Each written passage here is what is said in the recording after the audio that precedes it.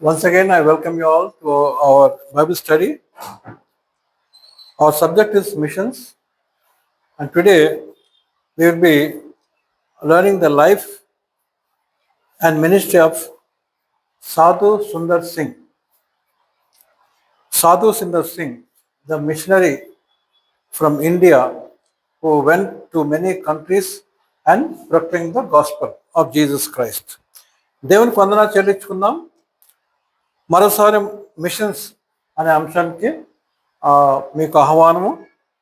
ఈ దినము మనము సాధు సుందర్ సింగ్ యొక్క జీవితము, ఆయన పరిచర్య గురించి మనము నేర్చుకుందాం. సాధు సుందర్ సింగ్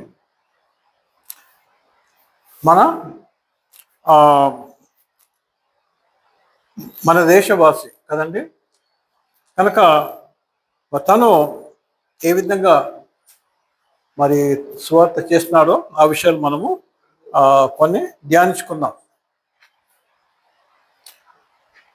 సాధు సుందర్ సింగ్ ఇతను ఒక సిక్ వ్యక్తి అనమాట. సర్దార్జీ అంటారు కదా, సిక్ వ్యక్తి అనమాట. వాళ్ళ తండ్రి పేరు సర్దార్ షేర్ సింగ్. మరి తను అక్కడ చాలా ఉన్నతమైన వ్యక్తి అనమాట. సర్దార్ షేర్ సింగ్ తన తల్లి ఒక చాలా మరి దైవభక్తి కలిగిన మరి స్త్రీ. అయితే వీళ్ళు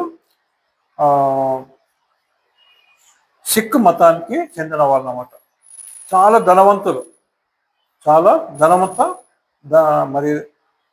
ధనవంత కుటుంబం అన్నమాట. ఇతను మరి పంజాబ్లోని లూధియానా డిస్ట్రిక్ట్లో జన్మించినాడు. రాంపూర్ అనే స్థలంలో మరి 1889లో తను పుట్టినాడు. 1889 సంవత్సరము సెప్టెంబర్ 3వ తారీఖు తను పుట్టినాడు. అంటే ఇదే నెల అన్నమాట. ఈ నెల తను పుట్టినాడు. కానీ మరి దాదాపు 126 సంవత్సరాల క్రితం అనమాట కదండి. అయితే తల్లి ఇతన్ని బాగా ఆస్తిపరులు కనుక తనకేం చేయనక్కర్లేదు. తల్లి ఏం చేస్తుందంటే ఈ సిక్కు మతంలో బాగా సిక్కు మతం గురించి బాగా నేర్చుకోవాలని చెప్పేసి ఎప్పుడు సిక్కు మతంలో అతన్ని ఎంకరేజ్ చేసేది. తర్వాత ధనవంతులు కాబట్టి కొద్దిగా ఇంగ్లీష్ నేర్చుకుంటే కూడా మా కొడుకు ఇంగ్లీష్ మంచిదని చెప్పేసి ఆ టైంలో ఇంగ్లీష్ నేర్చుకోవాలని వాళ్ళు ఆలోచన చేసి మరి సర్దార్ సాధు సింగ్ ఏం చేస్తారంటే ఒక ఇంగ్లీష్ స్కూల్కి పంపిస్తారు. అయితే అది క్రిస్టియన్ స్కూల్ అన్నమాట. ఎందుకంటే నేను చెప్పేది ఇప్పుడు 125 సంవత్సరాల క్రితం కదా. మరి అప్పుడు ఇది ఏంటది క్రిస్టియన్ స్కూల్స్. అయితే అక్కడ క్రిస్టియన్ స్కూల్కి వెళ్ళి తను ఇంగ్లీష్ మీడియంలో చదువుతున్నాడు. చదివే సమయంలో తను మరి చదువుకుంటున్నాడు. తర్వాత 14 సంవత్సరాలు తనకు వచ్చినప్పుడు తన తల్లి చనిపోతుంది. మంచిగా ఎదుగుతున్నాడు, చదువుకుంటున్నాడు, అన్ని చేస్తున్నాడు. 14 సంవత్సరాలు వచ్చినప్పుడు ఏమైందంటే తల్లి చనిపోయింది. తల్లి చనిపోతే ఆయనకి చాలా కోపం వచ్చింది. చాలా కోపం వచ్చి తను ఏం చేస్తాడంటే నాకు ఈ మతం వద్దు, నాకు ఏమొద్దు అని చెప్పేసి ఇంకా అప్పుడు కొద్దిగా బైబిల్ గురించి కూడా తనకి తెలిసిందనమాట. అయితే తను ఏం చేస్తాడంటే ఒకసారి బైబిల్ కూడా కాలబెట్టేస్తాడు, చింపేస్తాడు బైబిల్ని. నాకు ఏమి వద్దు, నాకు నా సిక్కు ధర్మం కూడా వద్దు, ఏంటి ఎందుకు మా అమ్మ చనిపోయిందని ఆ విధంగా తను బాధలో మరి తను రిబల్ చేస్తాడు, వ్యతిరేకం అవుతాడు. దేనికి? మతానికి, తన సిక్కు మతానికి ఇంకా అన్నీ కరెక్ట్ కాదు అనే మరి ఆ విధంగా తను ఆలోచన చేస్తాడు. 15 సంవత్సరాలకి తను ఏమంటాడంటే మారిపోయింది కదా, ఇప్పుడు మంచిగా ఉన్న ఎదిగే బాబు ఇప్పుడు ఏమైపోయినాడు, మరి వ్యతిరేకంగా అయిపోయినాడు. తల్లి చనిపోయితే కోపం అన్నమాట. ఇప్పుడు దేవుని మీద కోపము, మతం మీద కోపము. అయితే ఏం చేసినాడనే మరి 15 ఇప్పుడు 1 year అయిపోయింది. 15 సంవత్సరాలు ఇచ్చినప్పుడు తను ఏం చేస్తున్నాడంటే ఇంకా నాకు ఈ జీవితం వద్దు, చనిపోతా అని చెప్పేసి మరి ఒకసారి ఏం చేస్తాడంటే ఒక ట్రైన్ కింద పోయి చచ్చిపోవాలని చెప్పేసి ఆ ట్రైన్ కింద పోవాలని చెప్పి అనుకుంటే ఆ ట్రైన్ రాదో ఏమవుతుంది, అది మిస్ అవుతుంది. ఆ విధంగా మరి ఆ రాత్రి ఏమవుతుందంటే యేసు ప్రభు తనకి దర్శనం ఇస్తాడు. ఆ రాత్రి ఎప్పుడైతే తను చనిపోవాలని చెప్పేసి డిసైడ్ చేసుకుంటాడో, బండి కింద పడి చనిపోవాలనుకుంటాడు, ఆ రాత్రి ఆ ట్రైన్ కాదు, ఆయన చనిపోడు. అయితే ఆయన రూమ్లో ఉన్నప్పుడు ఆ రూమ్ అంతా వెలుగుతో నిండిపోతుంది. వెలుగుతో నిండిపోయినప్పుడు ఫుల్ వెలుగు అన్నమాట. ఆ వెలుగు వచ్చినప్పుడు ఏంటి ఇంత వెలుగు అని చెప్పేసాను, బయటకు పోయి చూస్తే బయట అంతా చీకటి ఉంటుంది. ఇంటి లోపలికి ఇంత వెలుగు ఉంటుంది, ఇంత వెలుగు అన్నమాట. అయితే మరి ఆ టైంలో ఆ వెలుగు చూస్తుంటే అప్పుడు యేసు ప్రభు ఆయనకి దగ్గరకు వస్తాడు. దగ్గరకు వచ్చేసి ఎందుకు ఇంత నువ్వు వ్యతిరేకంగా ఎందుకు మారిపోతున్నావు అంటాడు. అంత వ్యతిరేకంగా అయిపోయింది కదా, ఎందుకు ఇట్లా మారిపోతున్నావు కదా అని చెప్పి నీ రక్షకుడు నేనే అంటాడు. నీ రక్షకుడు నేనే, నీ కొరకు నేను సెలవు మీద చనిపోయినా అని చెప్పేసి ఆయనతో మాట్లాడి వెళ్ళిపోతాడు. అంతే. ఆ రాత్రి ఇంకా యేసుప్రభుని నమ్ముకుంటాడు, సొంత రక్షకుడిగా నమ్ముకొని ఇంకా నేను యేసుప్రభుని వెంబడిస్తా అని చెప్పేసి ఒక నిర్ణయం తీసుకుంటాడు. ఎన్ని సంవత్సరాలకి? 15 సంవత్సరాలు. తల్లిదండ్రులేమో చాలా నిష్ఠ కలిగిన సిక్కులు అనమాట. సిక్కులు తెలుసు కదా, వాళ్ళకి ఏమిటో ఇక్కడ కోపం వస్తే ఇట్లా తీస్తారు కదా. మన 2 వారాల క్రితం అమెరికాలో కూడా సిక్కులు ఒక అతను ఏం చేసిండు, కోపంతో మెయిన్ రోడ్ మీద ఇట్లా తీసి అంతా ఇట్లా చేస్తుంటే పోలీసు వాళ్ళు ఎవరు ఫోన్ చేసి పోలీసు వాళ్ళు చెప్పగానే పోలీసు వాళ్ళు ఏం చేసిండు, ఆయనకు వార్నింగ్ ఇస్తా కూడా వింటలేడు,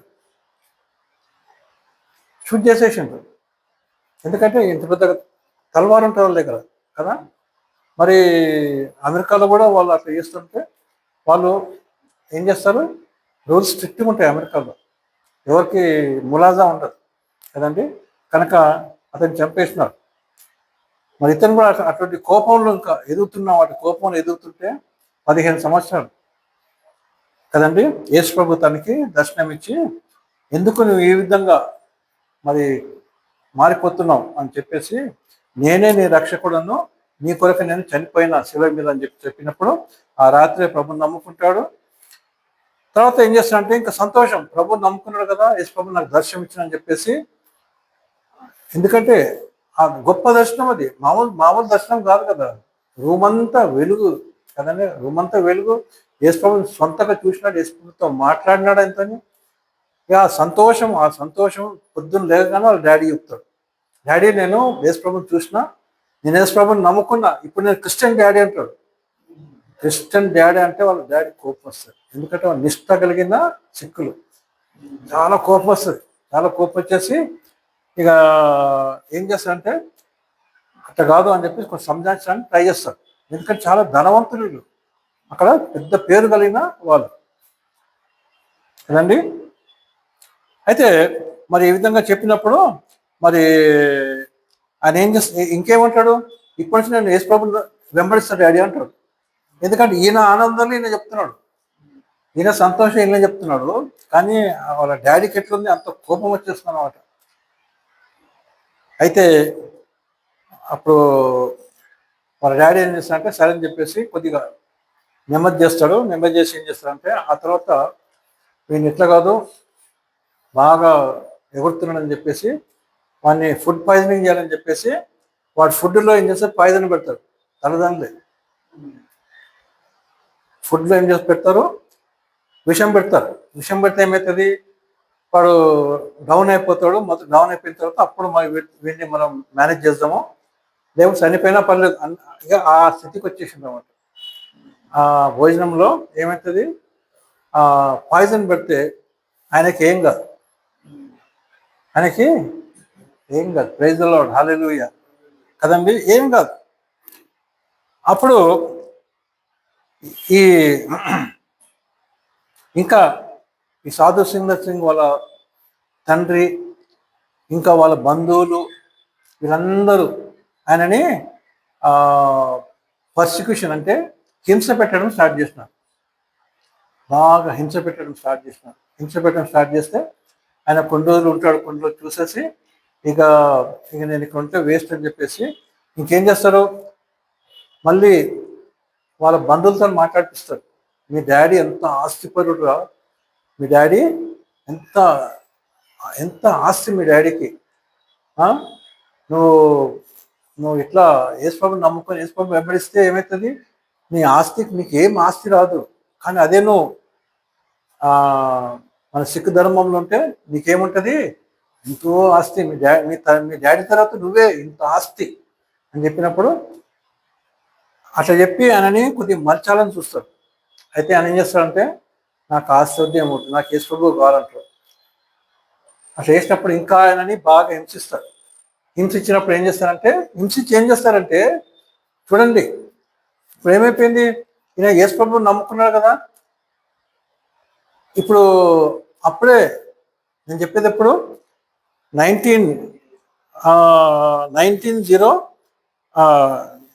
1890 1895 1900 అంటే 120 సంవత్సరాల క్రితమే ఆయన ఏం చేసినారంటే, మరి నువ్వు యేసుప్రభుని నమ్ముకున్నావు కాబట్టి నువ్వు తక్కువ కులం అయిపోయినావు. ఇప్పుడు ఏం చేసినాడని, యేసు ప్రభు తక్కువ కులం, నువ్వు కూడా తక్కువ కులం. ఆయన ఏం చేసినారంటే తనకి పక్కన భోజనం కూడా ఏం చేసినంటే ఒక గిన్నెలు పెట్టేసి అక్కడ పెడుతుండే. అంత ధనవంతుడికి ఏం చేసినంటే పనిష్మెంట్ అనమాట. ఎప్పుడు మంచిగా టేబుల్లో కూర్చొని అందరూ వచ్చి ఆయనకి సర్వ్ చేస్తే అటువంటి స్థితి నుంచి ఎక్కడికి అయిపోయినప్పుడు ఒక రూమ్లో పక్కకి ఆయనకి ఒక గిన్నెలో అన్నం పెట్టేసి అది ఇట్లా పెట్టేసి వారు వెళ్ళిపోతుండే తినని చెప్పేసి. ఆ విధంగా అయితే ఆయన్ని సహించేసి ఇంకెక్కడ నీళ్ళు తాగాలంటే కూడా అప్పటిదాకా మంచిగా మరి అంత ధనవంతులు కాబట్టి వాళ్ళు ఏం చేస్తారు, సిల్వర్ గ్లాసులలో సిల్వర్ ప్లేట్లలో తింటోళ్ళు. అప్పుడు ఏం చేశారంటే నీళ్లు తాగలుగా ఉంటే నీళ్ళు ఇట్లా చేతిలో పోస్తున్నాయి, ఇట్లా పోసి అంటే అది ముట్టద్దు అనమాట. అట్లా చేసిండు ఆయన. అట్లా చేస్తే కొంతకాలం చూసేసి ఇంకా ఆయన ఏం చేస్తా అంటే ఇంకా నాకు ఇది వద్దు, నేను వెళ్ళిపోతానని చెప్పేసి తను వెళ్ళిపోయి తను ఎందుకంటే బాగా హింసిస్తున్నారు, ప్రతిదినం హింస పెడుతుంటే ఏం చేసినంటే తను వెళ్ళిపోతాడు. అయితే ఇప్పుడు వయసు అంతా ఇప్పుడు 16 సంవత్సరాలు. 16 సంవత్సరాలు ఇప్పుడు 16 సంవత్సరాలకి ఏం చేసినంటే వెళ్ళిపోతాడు. ఇంట్లో నుంచి వెళ్ళిపోతే ఒక లెప్రసీ అంటే ఏంటది, కుష్టు వ్యాధులకు హాస్పిటల్, అక్కడ అతను మరి ఏం చేస్తాడంటే అక్కడ పోయి మరి వాళ్ళకి అక్కడ హాస్పిటల్లో చేరుతాడు. అది క్రిస్టియన్స్ అనమాట. ఆ క్రిస్టియన్స్ అయితే వాళ్ళు చేర్చుకుంటారు, ఈయనకి ఎవరు లేరు కదా అని చెప్పేసి ఆయన చేర్చుకుంటే ఏం చేస్తాడు ఆయన, ఆ కుష్టు వ్యాధుల వాళ్ళకు కూడా సేవ చేసుకుంటాం.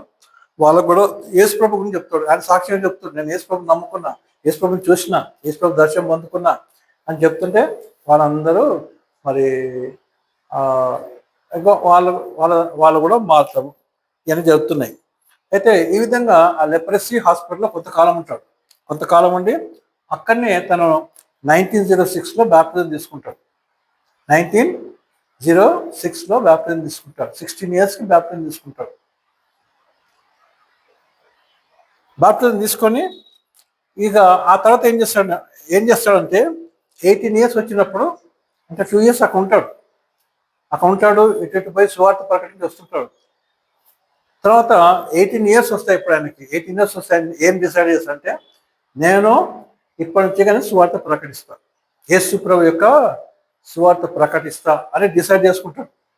ఆయనకి ఎవ్వరు చెప్పలేదు. ఆయన్నే సొంతగా డిసైడ్ చేసుకున్నాడు, నేను యేసు ప్రభు యొక్క సువార్తను ప్రకటిస్తా అని చెప్పేసి ఒక డెసిషన్ తీసుకుంటాడు.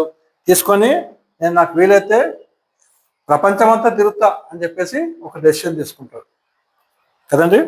ఒక డెసిషన్ తీసుకుంటాడు. తీసుకొని ఏం చేస్తాడంటే ఎంతో ఉన్నతమైన కుటుంబం వచ్చిన వ్యక్తి కదండి, మంచి మంచి డ్రెస్సెస్, మంచి బట్టలు వేసుకునే వ్యక్తి తను ఏం చేస్తాడంటే ఈ సాధులు వేసుకుంటారు కదా కాషాయ వస్త్రము రంగు అటువంటి అవి వేసుకుంటాడు. ఇక ఆయన బట్టలంతా అవన్నీ తీసేస్తాడు, కాషాయ వస్త్రం బట్టలు వేసుకుంటాడు. సాధువులు ఉంటారు కదా, సాధువులు మనం చూస్తుంటాం ఏ విధంగా సాధువులు అటువంటి బట్టలు వేసుకుంటాడు. తలకి ఒక పాగా పెట్టుకుంటాడు. ఇంకా షూస్ అప్పటిదాకా మంచి మంచి షూస్, వాళ్ళ షూస్ వేరేగా ఉంటాయి. ఇట్లా అని ఇట్లా వస్తుంది చూడు వీధికి ఇట్లా అని, అటువంటి షూస్ అవన్నీ, అంటే అటువంటి చెప్పులు, శాండల్స్ అటువంటి అన్నీ వేసే వ్యక్తి ఏం చేస్తాడంటే నేను చెప్పులు వేసుకోను అని డిసైడ్ చేసుకుంటాడు. చెప్పులు వేసుకోండి, ఇంకా నాకు చెప్పులు వద్దు అని ఏం చేస్తాడంటే ఆయన మరి చెప్పులు వేసుకోకుండా సువార్త ప్రకటించడము స్టార్ట్ చేస్తాడు. ఎక్కడ తిరిగినా కూడా ఆయన ఏం చేస్తాడు, చెప్పుల మీదనే, చెప్పులు లేకుండానే మరి ఆ పాదాల మీదనే మరి తను తిరుగుతాడు అనమాట. అయితే దేని పిల్లారా, ఈ విధంగా తను తిరిగినప్పుడు మరి చాలామంది అతని సువార్త వినటానికి మరి వినేవాళ్ళు, విని మరి వాళ్ళు ప్రభుని నమ్ముకునేవాళ్ళు. రోమీయులకు రాసిన పత్రిక 10వ అధ్యాయం 15 వచనం మనం చదువుకున్నాం. రోమీయులకు రాసిన పత్రిక 10వ అధ్యాయము 15 వచనం.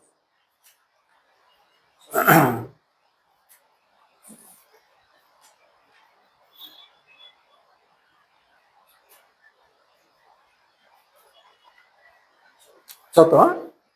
రోమీయులకు రాసిన పత్రిక 10వ అధ్యాయం 15 వచనం. తర్వాత ఇంగ్లీష్ చదువుతున్నాను. ఒకటే వచనం, Romans 10:15.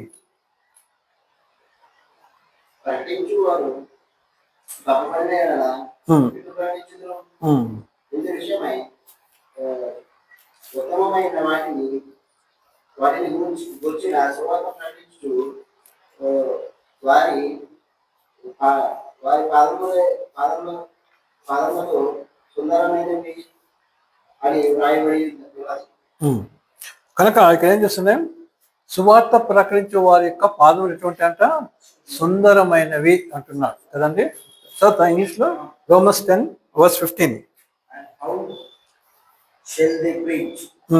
Expect they be said, as it is written, how beautiful are the feet of them. How beautiful are the feet of them preach the gospel. That preach the gospel of peace, and bring glad tidings of good things. Glad tidings అంటే news అనమాట, good news అనమాట. కనుక సువార్త ప్రకటించే వాని యొక్క పాదములు ఏ విధంగా ఉంటాయంటే సుందరములు అంట కదండి, సుందరములు. అయితే ఈయనకొక పేరు ఏంటంటే the apostle with the bleeding feet, అంటే రక్తము ప్రవహించు పాదములు అని ఆయనకు పేరు పెట్టినారు. అంటే ఇంకెక్కడైనా చెప్పులు లేకుండా పోతున్నాడు, ఎక్కడక్కడ కదండి. చెప్పులు లేకుండా తిరుగుతుంటే ఆ కొండలలో గుట్టలలో అంతా నడుచుకుంటానే అంత పోతుంటే ఆయనకి కాళ్ళకి దెబ్బలు తగిలి ముళ్ళు గుచ్చుకొని రాళ్ళు కొట్టుకొని అంత రక్తం కూడా వచ్చేదంట. అయినప్పటికైనా ఆగేవాడు, వాడు పోతూనే ఉంటుండే. అయితే దేని బిళ్ళారు ఈ విధంగా చెప్పులు లేకుండా తను సువార్త మరి చేయడం స్టార్ట్ చేసిండు. అక్కడ నుంచి తను మరి అంటే ఇక నార్త్ ఇండియానే పోవాలని చెప్పేసి ఆయన ఆలోచన వచ్చింది. ఎక్కడ పోతాడంటే నేపాల్ పోతాడు, అక్కడి నుంచి టిబెట్ పోతాడు.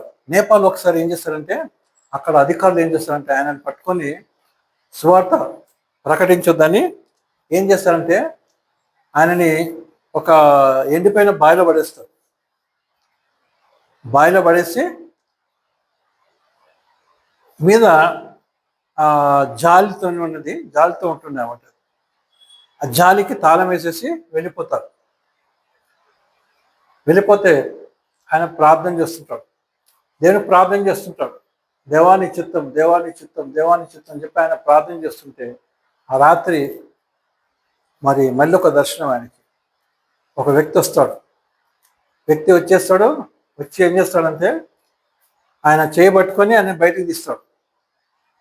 ఆయన చేయబట్టుకొని ఆయన బయటికి తీసుకొని బయటికి ఒడ్డు మీద పెట్టేసి తర్వాత ఆయన చూస్తే కనబడడు. తర్వాత మనిషి లేడు.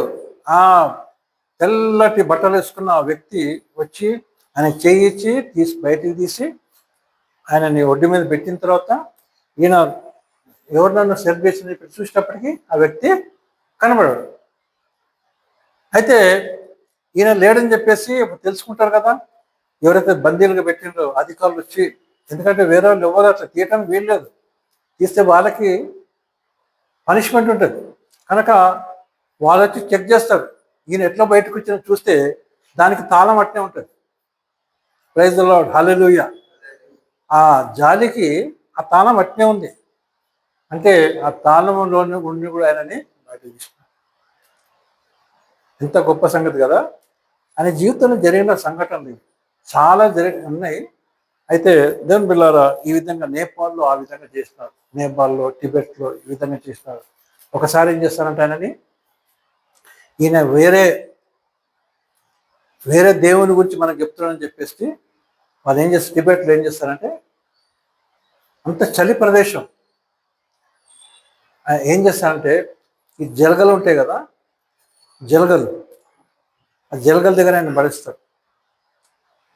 పడేస్తే ఆ జలగలు అంతా పట్టుకొని పీకి జలగలు ఏం చేస్తే రక్తం తాగుతాయి. ఆ విధంగా జరిగినప్పుడు ఆయన మరి గొప్ప రీతిగా దాంట్లో నుంచి కూడా బయటపడతాడు. కానీ ఆ రక్తం అంతా పీల్చుకున్నందుకు ఆయన ఏమైపోతాడు, చాలా వీక్ అవుతాడు. అయితే దేవుని బిడ్డలారా, మళ్ళీ ఆయనకి ఇద్దరు మనుషులు వచ్చి ఆయనకి ఆహారం పెడతారు. ఆయనకి భోజనం పెడతారు, తిను అని చెప్పేసి. ఇద్దరు వచ్చి తెల్ల బట్టలు వేసుకున్న వాళ్ళు వచ్చి ఆయనకి భోజనం పెడతారు. ఆయనతో తిన్న తర్వాత చూస్తే వాళ్ళు ఉండరు అక్కడ. అంటే అంత దేవదూతలు ఆయనకి ఏం చేస్తున్నారు, సహాయం చేస్తున్నారు కదండి. దేవదూతలు ఆయనకి సహాయం చేస్తున్నారు. ఈ విధంగా తను మరి 19 సంవత్సరాలు ఆయన ఏజ్ అనమాట. అప్పుడు 19 సంవత్సరాల ఏజ్లో తను ఈ విధంగా మరి అనేక విధాలుగా శ్రమపడ్డాడు. ఎక్కడ, టిబెట్లో, మరి నేపాల్లో. ఆ తర్వాత దేని బిడ్డలారా మనం చూస్తాం ఏంటంటే తను మరి ఒకసారి ఇంకా తరచుగా ఆయన హిమాలయస్ వెళ్ళిపోతున్నాడు. ఇప్పుడు నేపాల్ అంటే ఎక్కడ ఉంది, హిమాలయ పర్వతాలే కదా. అక్కడ నుంచి టిబెట్కి అంతా నడుచుకుంటానే పర్వతాల మీద. ఆ పర్వతాల వల్ల ఎటువంటి అక్కడంతా ఐసే ఉంటుంది, ఐస్. ఒకసారి ఏం చేస్తాడంటే మరి ఎవరో ఒక బాగలేని వ్యక్తి అంటే ఉంటాడు. ఈయన పోతుండు కదా, ఈయన పోతుంటే ఆ వ్యక్తి అక్కడ ఉంటాడు. అతను పోలేకపోతుంటే ఏం చేస్తాడంటే అతను ఈపు మీద వేసుకుంటాడు. ఈపు మీద వేసుకొని ఈపు మీద ఇట్లా పట్టుకొని ఆయన తీసుకుపోతాడు. చాలా తీసుకుపోయి మంచి స్థలంలో ఆయన వదిలిపెడతాడు. వదిలిపెడితే ఆ తర్వాత ఏమవుతాడు, ఎవరైతే బాగలేని వ్యక్తి ఉన్నాడు కదా ఆయన మంచిగా అయిపోతాడు, ఈయన కూడా మంచిగా ఉంటాడు. అయితే వాళ్ళందరూ అక్కడ అడుగుతారు, ఎట్లా మీరు ఎన్ని దాటుకొని ఇంత చలి, అంత ఐస్ గడ్డలే ఉంటాయి అక్కడ, ఎట్లా వచ్చిందని చెప్పేసి. అది కూడా నీకు చెప్పులు లేవు అలా అంటే. అప్పుడు అర్థమైందంటే ఏంటంటే ఈయన ఈపు మీద వేసుకున్నాడు కదా, ఈపు మీద వేసుకున్నప్పుడు ఈయన శరీరంలో ఉన్న వేడి, ఈయన శరీరంలో వేడి ఏమైపోయింది, ఇద్దరికి వేడి తగిలి ఆ వేడి అనేది వాళ్ళని కాపాడింది.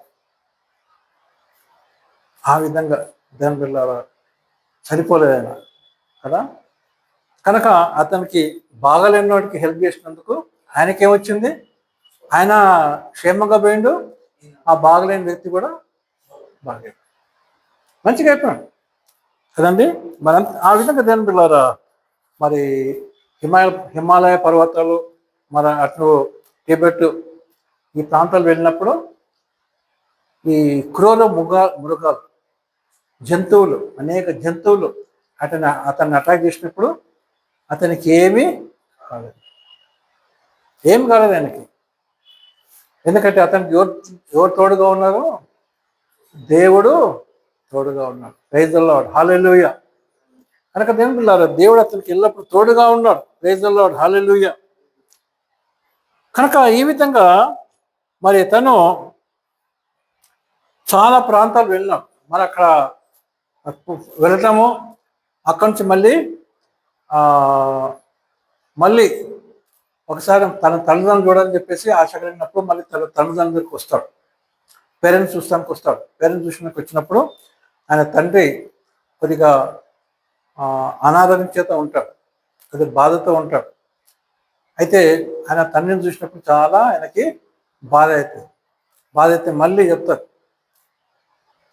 చూడు నాకు బాగలేదు, నేను ఎట్లయిపోయినా అని చెప్పేసి అంత చెప్పుకుంటా మరి మళ్ళీ నువ్వు ఇక్కడికి వచ్చేసాయి, ఎందుకంటే ఈ ఆస్తి అంతా నీదే, ఈ ఆస్తి అంతా నీదే అని చెప్పినప్పుడు కొద్దిగా ఆయనకి ఆ తండ్రి మీద మళ్ళీ ప్రేమ వస్తుంది.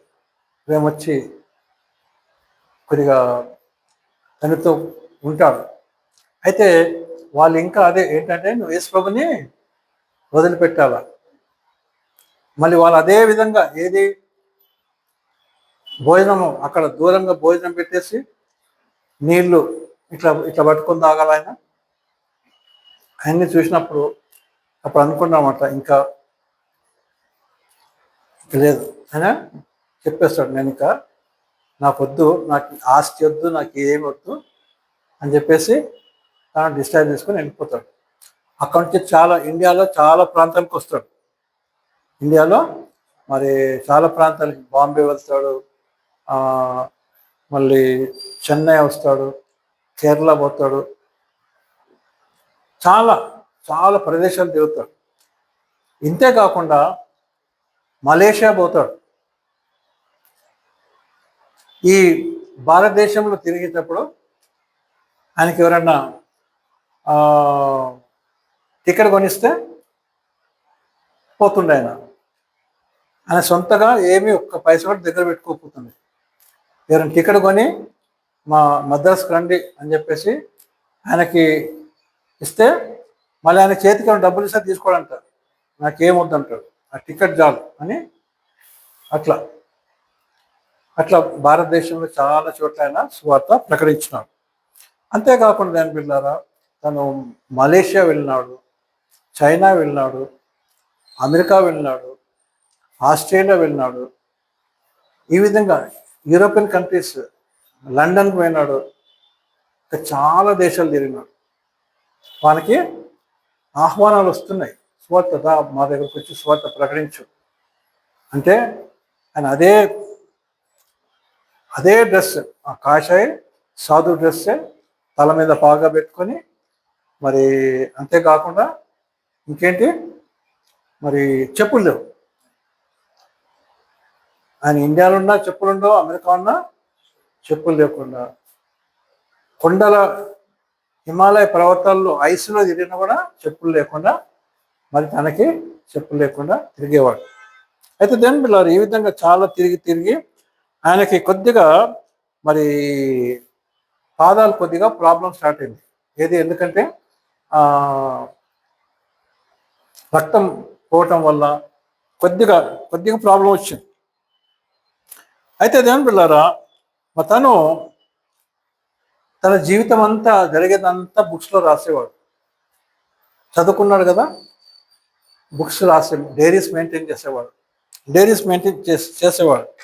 తను ఏమన్నాడంటే, ఒక డైరీలో ఒక మంచి విషయం తను రాస్తాడు. ఏమంటాడంటే, it is easy to die for Christ కదా, it is easy to die for Christ, but it is difficult to live for Christ అని తను అంటాడు. Dying takes only a few minutes or days, but to live for Christ means dying for Christ every day. అంటే దీని అర్థం ఏంటంటే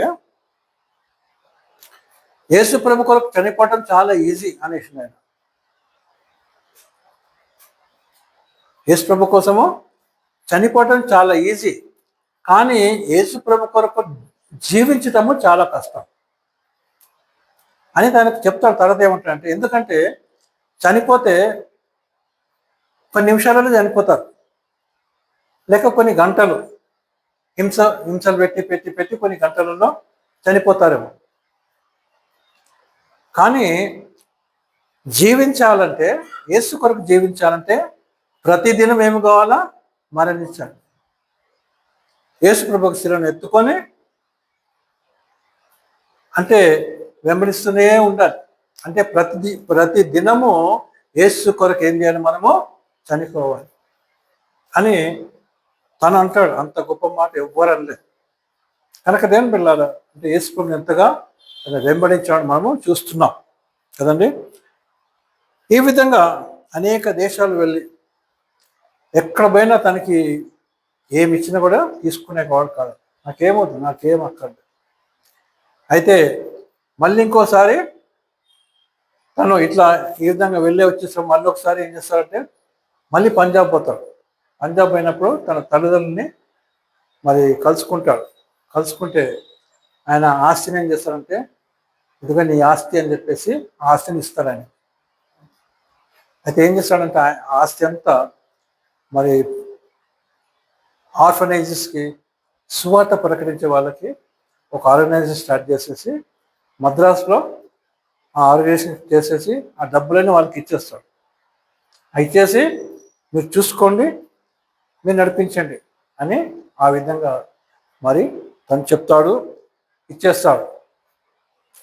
అయితే దేని పిల్లారా, ఇప్పుడు ఆయనకి దాదాపు 35 సంవత్సరాలు వచ్చినాయి. ఎంత వచ్చినాయి ఇప్పుడు? 35 సంవత్సరాలు.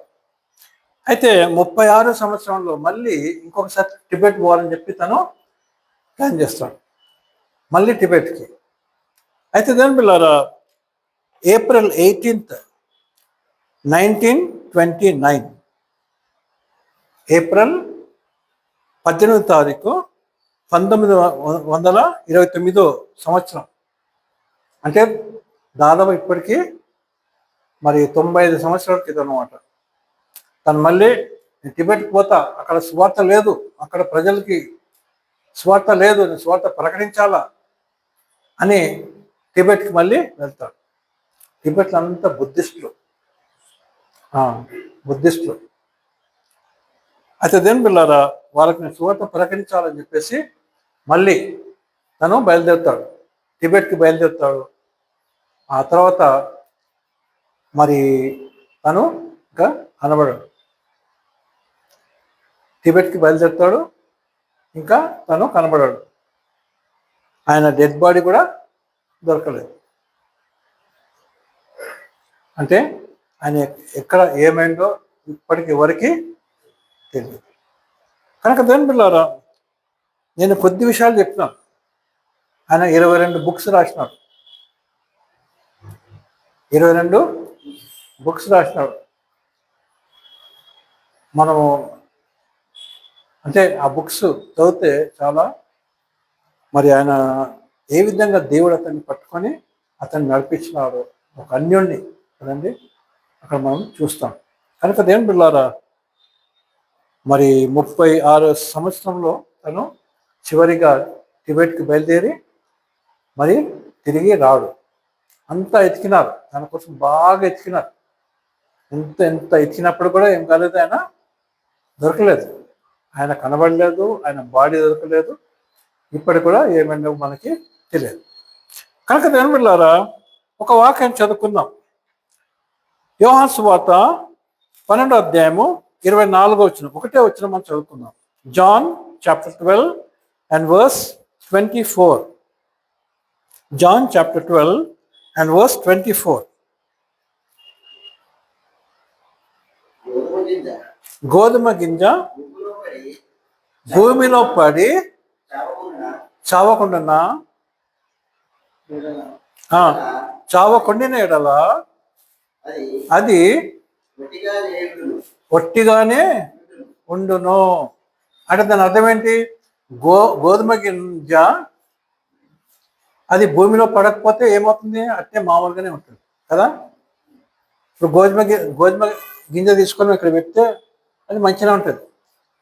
భూమిలో పెడితే ఏమవుతుంది? అది చనిపోతుంది కదా, ఇతరం పాడైపోతుంది. దాంట్లో నుంచి ఏమొస్తుంది? మొలక వస్తుంది కదా. ఏమొస్తుంది? ఆ గింజల నుంచి మొలక వస్తుంది. అదే అనమాట యేసు ప్రభు చెప్తున్నాడు. ఈ మాటలు ఎవరు చెప్తున్నారు? యేసు ప్రభు చెప్తున్నాడు. గోధుమ గింజ భూమిలో పడి చావకుండా ఎడల అది ఒట్టిగానే ఉండును. అది చచ్చిన ఎడల ఏమవుతుందంట? విస్తారముగా ఫలించు. చూడండి కదా. అంటే ఆ గింజ ఏమి కావాలి? భూమిలో పడి చచ్చిపోవాలి. ఇంకా గింజగా ఉండదు కదా. ఏమైపోతుంది? మొక్క వస్తుంది కదా, మొలక వస్తుంది. మొలకొచ్చి అది ఒక చెట్టు ఏమంటారు? ఆ చెట్టు కాగానే ఎంతో మరి ఫలం వస్తుంది కదా. కనుక యేసు ప్రభు ఏమన్నాడంటే మరి ఈ విధంగా మనం చూస్తాం. ఇంకా తర్వాత ఏమంటాడు? 24 తన ప్రాణమును ప్రేమించువాడు దానిని పోగొట్టుకున్నాను. చూడండి.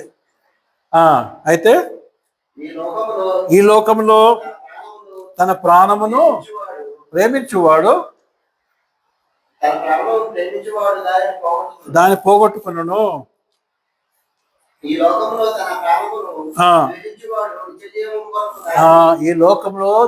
తన ప్రాణమును ద్వేషించువాడు దాన్ని కాపాడుకున్నని నిశ్చయముగా చెప్తున్నా. అంటే సాధు ఏం చేస్తున్నాడు? తన ప్రాణము ద్వేషించినాడు. జీవితం నాకు అక్కర్లేదు కదా.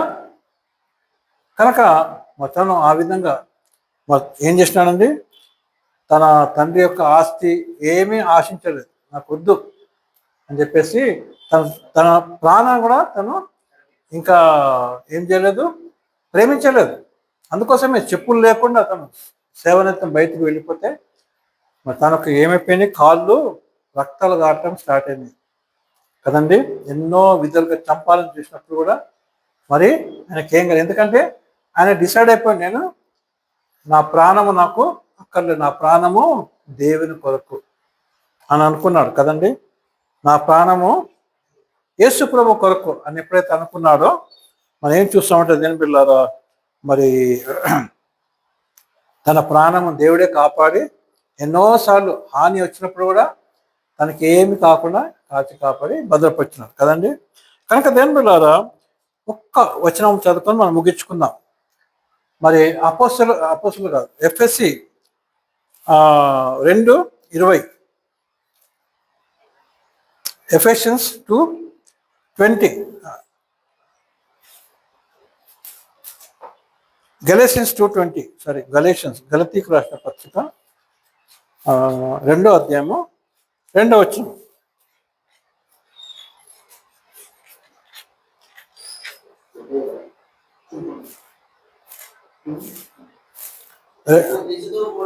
నేను క్రీస్తుతో కూడా సిలువ వేయబడి ఉన్నాను. ఇకను జీవించువాడను నేను కాను. అంటే ఇప్పుడు జీవించేది నేను కాదు, నేను చనిపోయినా. ఇప్పుడు జీవించేదెవరు?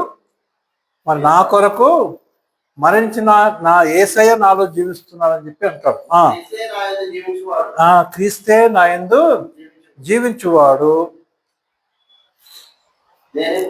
నేనిప్పుడు